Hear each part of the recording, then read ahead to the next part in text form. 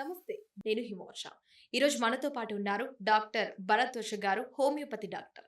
ఇప్పుడు కొత్తగా వచ్చిందేంటంటే, చాలా మందికి ఒక వింత రకమైన పదం అనేది చెప్పవచ్చు. అదేంటో కాదు, బ్రెయిన్ ఈటింగ్ అమీబా అని చాలా వరకు చూసుకున్నట్లయితే శబరిమలలో ఇది చాలా వరకు అందరికి అంతరించిపోయిందని చెప్తున్నారు. కానీ ఎవరు కూడా ఆందోళన చెందవలసిన అవసరం లేదు. ప్రభుత్వం కూడా దీనిపై కఠిన చర్యలు కూడా తీసుకునే ప్రయత్నం కూడా చేస్తుంది కాబట్టి, ఇప్పుడు దీనిపై చాలా మంది అపోహలు కూడా ఉన్నారు కాబట్టి ఇప్పుడు దీన్నే క్లారిటీగా తెలుసుకునే ప్రయత్నం చేద్దాం. డాక్టర్ గారిని అడిగితే అసలు ఇది ఎందుకు వచ్చింది?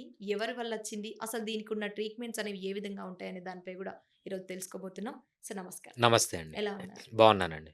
Yes doctor. ఈరోజైతే అది బ్రెయిన్ ఈటింగ్ అమీబా అని రైట్. కొత్తగా వచ్చింది సార్. రైట్. అది ముఖ్యంగా అయ్యప్ప స్వాములకైతే చాలా అది పాయింట్ అయితే రైజ్ చేశారు. దట్ టూ శబరిమలలో అవును. గూడానైతే ఇది చాలా వరకు బ్రెయిన్ ఈటింగ్ అమీబానైతే రావడం జరిగింది అని స్వాములను అలర్ట్ చేయడం కూడా జరిగింది. దట్టు గవర్నమెంట్ కూడా దీనిపై కఠిన చర్యలు కూడా తీసుకుంటాం అని కూడా అంటున్నారు. దీనికి సంబంధించి అసలు టాపిక్ ఏంటి? అసలు ఈ బ్రెయిన్ ఈటింగ్ అమీబా అనేది ఎందుకు వచ్చింది? అసలు ఇది దేని ద్వారా వచ్చిందని చెప్పవచ్చు? దీనికి ట్రీట్మెంట్ ఏమైనా ఉంటుందా? సో, ఈ బ్రెయిన్ ఈటింగ్ అమీబా అనేది ఒక డిసీజ్ అండి. ఓకే. దాన్నేమంటామంటే నెగ్లేరియాసిస్ అంటాము. ఓకే.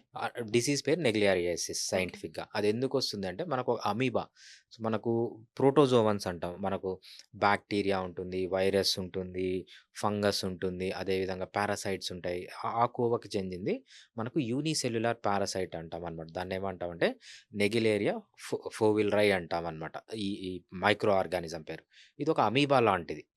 సో, ఇది అనేది ఒక 2, 3 ఇయర్స్ నుంచి కేరళలో వింటున్నాం మనము. హ్మ్. సో, మెయిన్‌గా చిన్న పిల్లల కోసం. చిన్న పిల్లలు ఎప్పుడైతే ఈత కొట్టడానికి కేరళ అంటే మొత్తం వాటర్ గదా! అవును. సో, చిన్న పిల్లలు అప్పుడెప్పుడు వాటర్‌లో దిగుతూ ఉంటారు. ఆ వాటర్‌లో దిగే దాంట్లో కొంతమంది పిల్లలకి 14 ఇయర్స్ లోపలున్న వాళ్ళకి వచ్చి చనిపోయిన వాళ్ళు గూడా ఒక 2, 3 ఇయర్స్ నుంచి బాగా వింటున్నామనమాట. ఇది శబరిమలై సీజన్. ఈ నవంబర్, డిసెంబర్ అనేది శబరిమలై సీజన్. అయ్యప్ప స్వాములందరూ శబరిమలైకెళ్తుంటారు. శబరిమలైకెళ్ళినప్పుడు అక్కడ వీళ్ళు పోయే దారిలో అక్కడే వండుకోవడము, అక్కడే తినడము, అక్కడే ఏదన్నా నది ఉంటే అక్కడ స్నానాలు జేయడము, ఇవన్నీ చేస్తూ ఉంటారనమాట. ఇవన్నీ చేస్తున్నప్పుడు గవర్నమెంట్ అనేది కొన్ని ఇన్‌స్ట్రక్షన్స్ ఇచ్చింది అయ్యప్ప స్వాములకి. సో, ఆ అయ్యప్ప స్వాముల కోసం ఈ వీడియో అనమాట. ఈ వీడియోలో ఏంటంటే అసలు ఏంటి ఈ డిసీజ్ ఎందుకొస్తుంది? దీన్ని ప్రివెంట్ జేయాలంటే అయ్యప్ప స్వాములు ఎటువంటి జాగ్రత్తలు తీసుకోవాలని మనము సింపుల్‌గా జెప్తామనమాట. ఓహ్! ఈ అమీబా అనేది ఎక్కడుంటుందంటే స్టాగ్నెంట్ వాటర్‌లో ఉంటుంది. ఏదన్నా వాటరు పారే వాటర్‌లో ఉండదనమాట. హ్మ్. ఎక్కడన్నా ఏదన్నా నది ఉంది. నది ఓకే. పారుతూ ఉంది. లేకపోతే నది పక్కన ఒక చిన్న పూల్ లాగుంది. ఆ పూల్‌లో వాటర్ కొంచెం వేడెక్కింది. కొంచెం వేడెక్కి స్టాగ్నెంట్ వాటర్ ఎక్కడుంటుందో ఆ వాటర్‌లో ఇది ఉంటుందనమాట. అటువంటి వాటర్ అవాయిడ్ జేయాలి. ఎటువంటి వాటరు? స్టాగ్నెంట్‌గా ఉంది వాటర్. అంటే పారట్లేదు. అదేవిధంగా కొంచెం వేడి పుడుతుంది. వేడి అప్పుడేంటంటే ఈ అమీబా అనేది బాగా డెవలప్ అవుతుందనమాట. అటువంటి దాంట్లలో దిగడం అనేది అవాయిడ్ జేయాలి. నెక్స్ట్ ఇదేంటంటే అది ఎలా బాడీలోకి ఎంటర్ అవుతుంది అంటే మనకు ఇక్కడ ఒక చిన్న ప్లేట్ ఉంటుందనమాట. మనకు ఓకే. బ్రెయిన్‌కి ఇ ఇది ఫేస్ రైట్? ఇది బ్రెయిన్. ఈ బ్రెయిన్‌కి, ఫేస్‌కి మధ్యలో ఇక్కడ క్రిబ్రిఫార్మ్ ప్లేట్ అని ఒక చిన్న బోనీ స్ట్రక్చర్ ఉంటుందనమాట. ఆ బోన్ స్ట్రక్చర్‌లో ఏమవుతుందంటే మన కళ్ళున్నాయి గదా! మన కళ్ళు నుంచి ఎళ్ళే బ్రెయిన్‌కెళ్ళే నర్వ్‌ని ఆప్టిక్ నర్వ్ అంటామనమాట. కళ్ళనేవి స్కల్ బయటున్నాయి రైట్?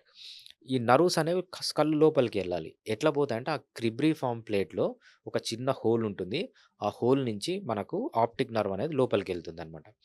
ఈ ఈ అమీబా ఏం చేస్తుందంటే బ్రెయిన్ ఈటింగ్ అమీబా ఎప్పుడైతే వీళ్ళు నీళ్ళలో మునుగుతారో అది ముక్కులోకెళ్ళి ఏదైతే ఆ చిన్న హోల్ ఉంటుందో ఆ హోల్‌లోంచి బ్రెయిన్‌లోకెళ్తుంది. ఓకే. రైట్. సో, దీనికి మెయిన్‌గా పెద్దవాళ్ళలో రాదు. చిన్న పిల్లల్లోనే ఎక్కువొచ్చే అవకాశం ఉంది అని ఎందుకంటే, ఈ క్రిబ్రిఫార్మ్ ప్లేట్ అనేది పిల్లవాళ్ళలో చాలా మెత్తగా ఉంటుంది. అంత స్ట్రాంగ్‌గా ఉండదు. పెద్దవాళ్ళలో గట్టిగా ఉంటది. అంటే పెద్దవాళ్ళతో పోలిస్తే చిన్న పిల్లల్లో ఎక్కువ అంటే చిన్న అయ్యప్ప స్వాముల్లో వచ్చే ఛాన్స్ ఎక్కువగా ఉంటుంది. సో, ఏజ్ తక్కువున్న అయ్యప్ప స్వాములు, అదేవిధంగా స్టాగ్నెంట్ వాటర్‌లో ఉన్న అయ్యప్ప స్వాములు నీళ్ళల్లో అటువంటి నీళ్ళలోకి పోకూడదు. ఒకవేళ పోయినా గూడా ఈ బాడీ అనేది మొత్తం ముక్కులోకి నీళ్లు పోకుండా తల తడుపుకోండి, చెవులన్నీ తడపండి గానీ, ముక్కులోకి నీళ్లు పోకుండా చూసుకోవడం అనేది చాలా ఇంపార్టెంట్ అనమాట.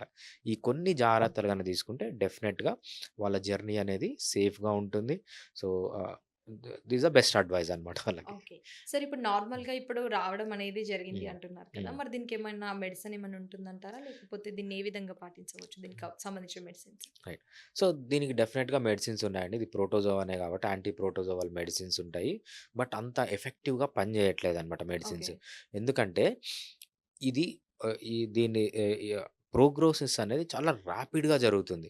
సో, లోపలికెళ్ళి అది ఈ డిసీజ్ అని కనుక్కునే లోపల అది మొత్తం బ్రెయిన్ అంతా ఇన్ఫెక్ట్ చేసేసి, బ్రెయిన్ అంతా స్వెల్లింగ్ వచ్చి, బ్రెయిన్ అంతా రెడ్ అయిపోయి, బ్రెయిన్ అంతా బ్లీడింగ్ అయిపోయి, మైక్రో బ్లీడింగ్ అంటాం. ఇదంతా వచ్చేస్తుందన్నమాట. సో, ఆహ్, ఒక్కసారి ఎంటర్ అయిన తర్వాత దీని ట్రీట్మెంట్ ఉంది గానీ తెలుసుకునేటప్పటికే టైం అయిపోతుంది. ఎందుకు అంటే అంటే దీని సింప్టమ్స్ ఏ విధంగా ఉంటాయి మరి? ఇనీషియల్‌గా ఎలా ఉంటాయి సింప్టమ్స్ అంటే మామూలు కోల్డ్ లాగా. ఓకే. సో, మామూలు కోల్డు, ఫీవరు, దగ్గు, జలుబు ఎలా ఉంటాయో బాడీ పెయిన్స్ అలానే స్టార్ట్ అవుతుందనమాట. Okay. So, within 3 days brain అనేది డ్యామేజ్ అవుతుంది. ఓకే. సో, అందుకు అంత ర్యాపిడ్‌గా ఉంది కాబట్టి మందులనేవి అంత ఎఫెక్టివ్‌గా పనిచేయట్లేదు. సో, వచ్చిన తర్వాత ట్రీట్ చేయడం అనేది నెక్స్ట్ అంత ఎఫెక్టివ్‌గా లేదు. రాకుండా కాపాడుకోవడం అనేది చాలా ఇంపార్టెంట్ అనమాట. Yes sir. Thank you sir. Thank you so much. Thanks అండి.